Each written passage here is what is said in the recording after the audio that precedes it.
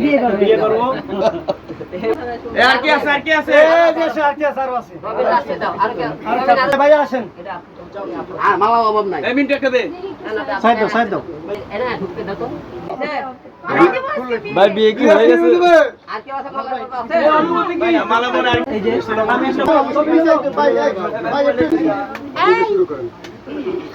রবি মারে সুন্দর লাগছে না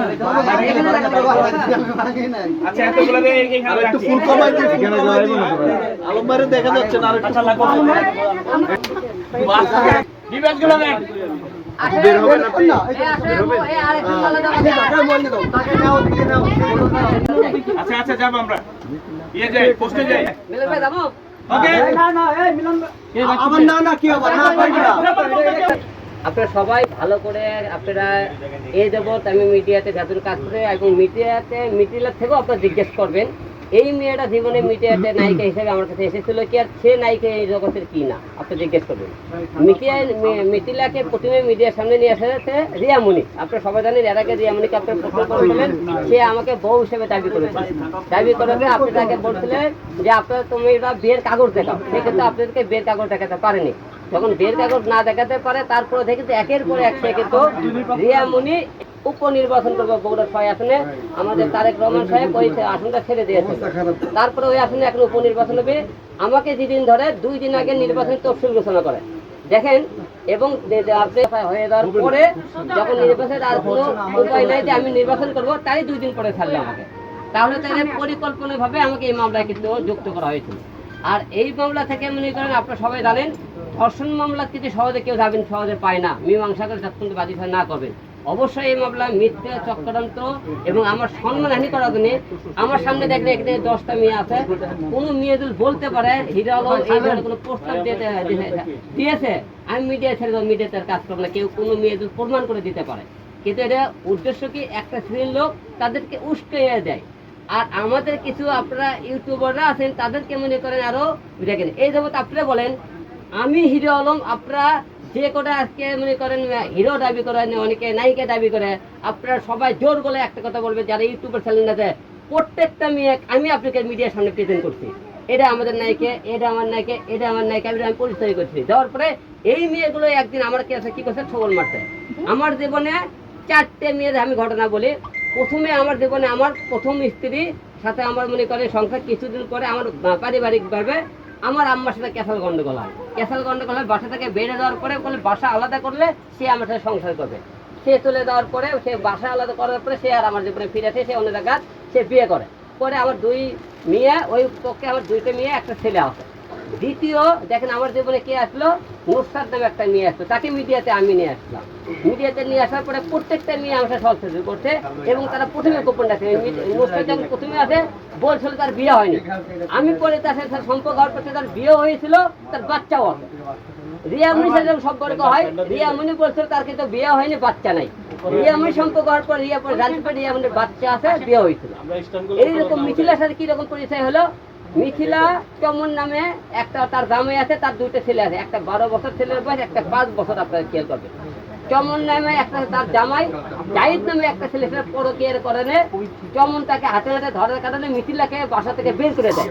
বের করে দেওয়ার পরে মাধ্যমে মিথিলার সাথে আমার পরিচয় হয়। সে জাহিদ নামের লোকের কাছ থেকে 12 লক্ষ টাকা পায়। তখন তাকে আমি মিটিং করে তাকে 6 লক্ষ টাকা আমি তাকে উঠে দিই। উঠে দেওয়ার পর থেকে তারপরে তার সাথে সম্পর্ক হয়, বিভিন্ন জায়গায় বাসা ভাড়া দেয় না, পরে আমি দিচ্ছি তাকে বাসা ভাড়া দেয়।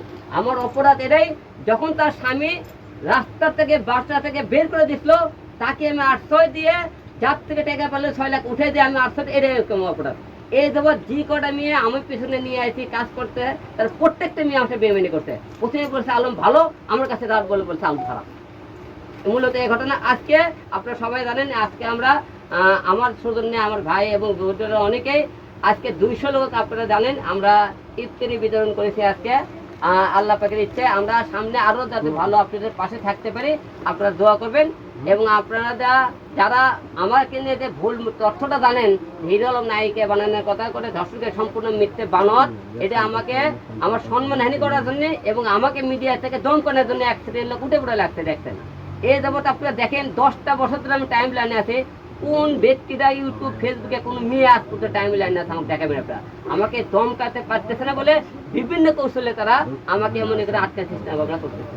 ভাই আমরা দেখেছি যে মিথিলাকে যে ম্যাক্সবির সাথে একটা ছবি দুদিন আগে ছেড়েছে ভাই বোন হিসেবে, এখন আপনি কি মনে করছেন আপনার এই মিথিলার মামলার পিছনের হাত কি ম্যাক্সবির আছে কিনা? এদের পিছনে শোনেন, ম্যাক্স ছবি মিথিলার পেছনে তো অবশ্যই হামলা, হ্যাঁ হামলার পিছনে তারা ছিল। তারপরে কিন্তু আমাকে যখন হামলা করে মিথিলা, ম্যাক্স ছবি, তারপরে আমার হলো রিয়ামণি, এরা সবাই মিলে তো হামলা করছে।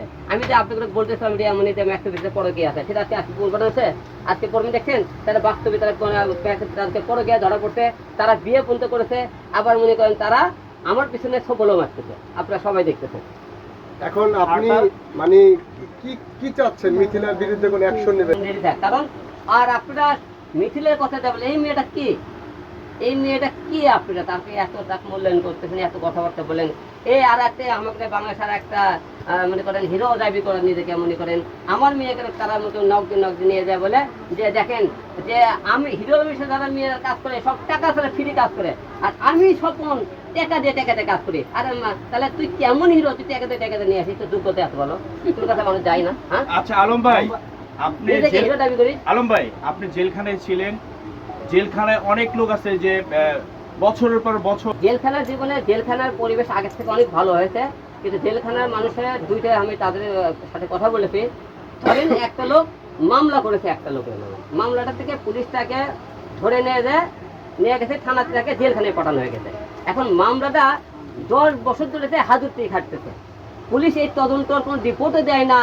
এই মামলার মূলত সে আসামি কি কিনা, এই মামলায় সে মনে করে জড়িত কিনা, এটাও কোনো তদন্ত নাই, খালি তদন্তই চলতেছে। এই 10টা বছর একটা লোক দেখে তদন্ত চলতেছে, এই 10টা লোকের একটা বার পুলিশ প্রশাসন, আইন, জজ এবং সরকার চিন্তা ভাবনা করলো এই পরিবার 10টা লোক এই 10টা বছর পরে তার সাদা হলে কি পরকিয়া করে একটা বিধে ধর্ষিত হইতেছে। এর জন্য কিন্তু আমাদের এই যে আইন, জজ, পুলিশ প্রশাসন, সরকার এরাও এসে জড়িত। কারণ আপনারা একটা মামলা যখন আইন হলো যে সে দোষী সম্ভব হয়েছে, তাহলে 2 মাসের মধ্যে সেই মামলা রেজাল্ট দেন। সাদা হলে সে 10 বছরে হোক 5 বছর সাদা খেতে পেয়ে যাবে, 10 বছর হাজতে খাটার পরে 5 বছর পর তাকে মামলা কেন আপনি আবার সাদা দিলেন? এটা একটা অপরাধ। অনেক মামলায় দেখবেন একটা লোককে 20 জন খুনের আসামি করা, 20 জন তো খুন করা হয়নি। এই যে 20টা লোক ওখানে জড়ানো হলো, এই 20টা লোকের পরিবারের দায়িত্বকে নেবে, এই সন্তানের দায়িত্বকে নেবে, এই লোকের লাইফটা দায়িত্বকে নেবে। আমাদের আজকে হাজার আমি জেলখানাতে গল্প করছি, তার সাথে কথাবার্তা বলেছি, হাজার লোক এবং নির্দোষ আছে। তাই এই মামলাগুলো সুস্থ বিচার এবং মামলা হলে 2 মাসের মধ্যে 10 কোর্ট থেকে আদেশ দেওয়া উচিত, মামলা তদন্ত থেকে সুস্থ একটা বিচার। সে সাজা প্রাপ্ত আসামি হলে তাকে যেমন করে সাজা দেওয়া হোক, না হলে হাজতে খাটতেছে মানুষের বছর বাড়ে। এই হাজতে খাটতে থেকে মানুষকে বিরত থাকতে হবে এবং মানুষকে সুস্থ সমাজ গড়াতে গেলে, এই পরিবারকে বাঁচাতে গেলে সুস্থ একটা আইন দরকার। আচ্ছা আলম ভাই আপনার জেল জীবনটা কেমন ছিল? অনেক মন্ত্রী নাকি পচা ভাত খাচ্ছে, অনেক মন্ত্রী নাকি আপনি দেখেছেন যে জেলখানায় যে পচা ভাত খাচ্ছে। এটা তো সরকারের আমলে কিছু আইন করেছে তারা জেলখানার মধ্যে।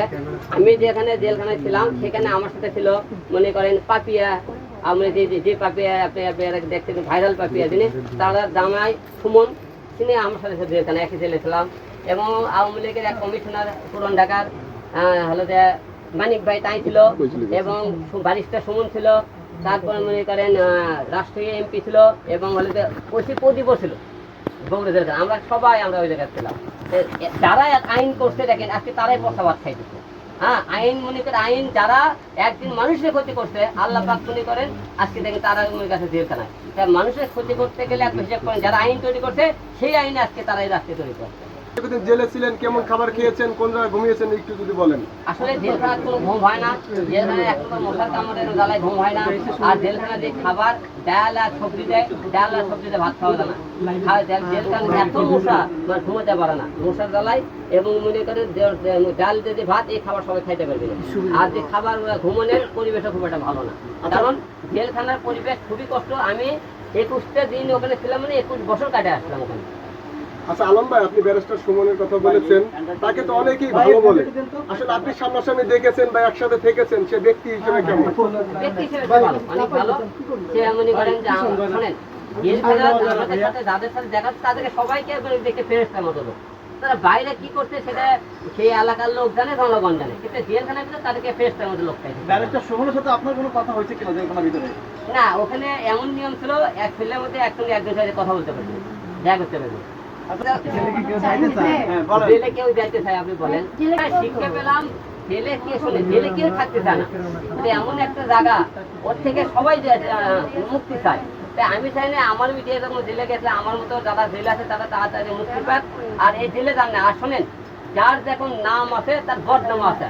আর জেল মনে করেন পুলিশের জন্য থাকবে, যেহেতু আমি রাজনীতি করি, যেহেতু আমার নাম, কারণ আমি এই মামলা যেদিন মনে করেন আমি বউটা যাবো, আমার মায়ের মনে করেন চোখ অপারেশন করে, মায়ের হলে হ্যাঁ চোখের অবস্থা খুব একটা ভালো না, হ্যাঁ মায়ের আমার আম্মার ওর সাথে কথা হলো আমার মায়ের চোখ অপারেশন করার জন্য, তুই আমাকে বললে ঠিক আছে আমি তোমাকে জামিন করাবো। আচ্ছা গেল, আমি গেলাম, পৌরত গেলাম, 10টার দিকে আমি কোর্টে গেলাম, ওই করতে আমি আধা ঘন্টা আসতেছি, 10টা বাজে 11টা 12টা বাজে, মাকে আমি কোর্টে আসি করে আসেন। এইদিকে ওই পুলিশও আগে থেকে ইনফরমেশন করে রাখতে আলম আসতেছে, আমাকে যারা পুলিশ ধরে তারাই বলেছে ভাই মিথিলা কাল রাত 12টা থেকে আমাকে ফোন দিতে ভাই আলম ঢুকতেছে বললো।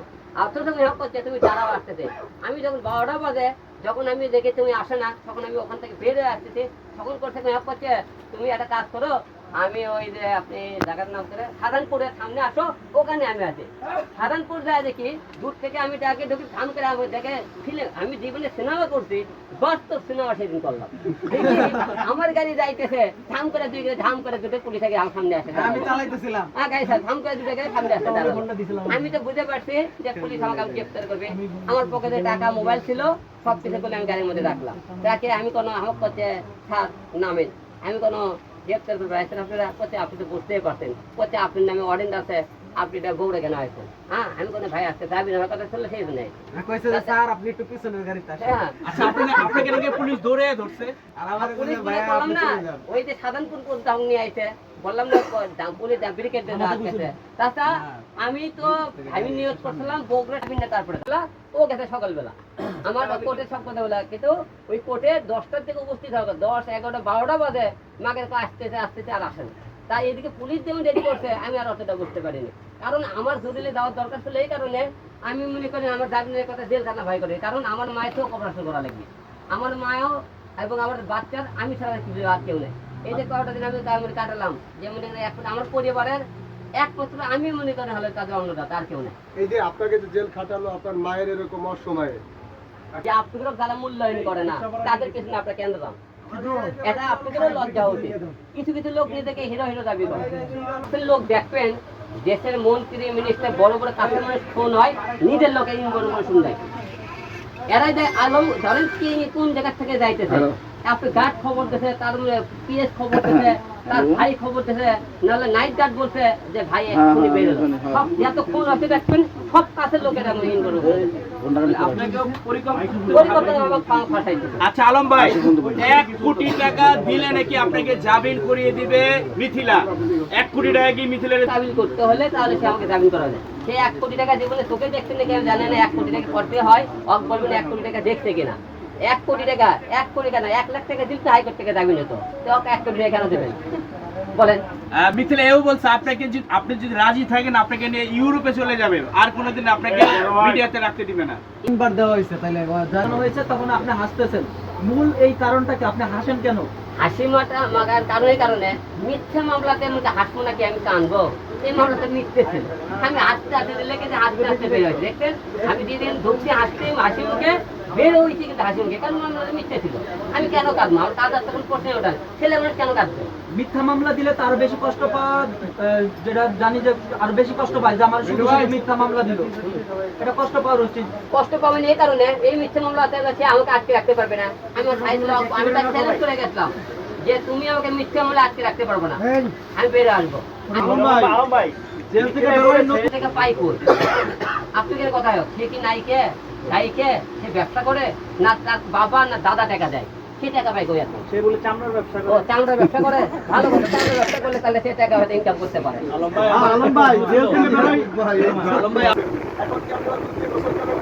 না, আমরা বলছিলাম আজকে মনে করেন কিন্তু আজকে আমরা রমজান মাস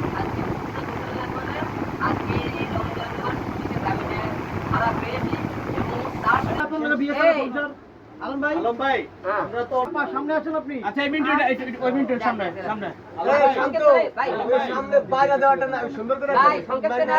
আজকে অনুষ্ঠানে আমরা কালকে জেলখানায় যখন যাই, মিন্টু ভাই কিন্তু কালকে জেলখানায় গেছিল এবং সারা রাত সময় আর সবচেয়ে বেশি সহযোগী করছে রবিন। আমার পাশে দুঃসময়ে অনেকেই ছিল, হ্যাঁ বলে কি দুঃসময় কাউরে পাইনি, দুঃসময়ের মধ্যে একসাথে রবিন এই ছেলেটা আর কয়টা মেয়ে পাশে ছিল অল টাইম, ঠিক আছে। কিছু মেয়ে কাছে পাইছি আর রবিন 24 ঘন্টা ছিল। আর মিঠু ভাই কালকে ময়দান থেকে গেছিল, এই ভাই, আমিও ছিলাম। আপনিও বলতেছেন জুনিয়র মিশা ভাই ছিল, এরা সব জেলখানায় গেছিল এবং জেলখানা জামিন থেকে শুরু করে ঢাকা আসা পর্যন্ত তারা আমার পাশে ছিল। তো অসংখ্য ধন্যবাদ আপনাদেরকে। এবং আজকে যে এত ফুলের মালা মিঠু ভাইয়ের আয়োজন, আজকে ইফতারের আয়োজন আমাদের সবাই বন্ধুরা সবাই করেছে। আপনি এবং সে একটা অফার রাখছে তো, এবং সে একটা অফার রাখছে, যারা যারা বিয়ে করবে মিন্টু ভাইয়ের কাছে আসলে বাসর ঘর ফ্রিতে সাজায় দিবে। আচ্ছা এই কথাটা বিয়ে হবে অবশ্যই এমন না বাসর ঘরটা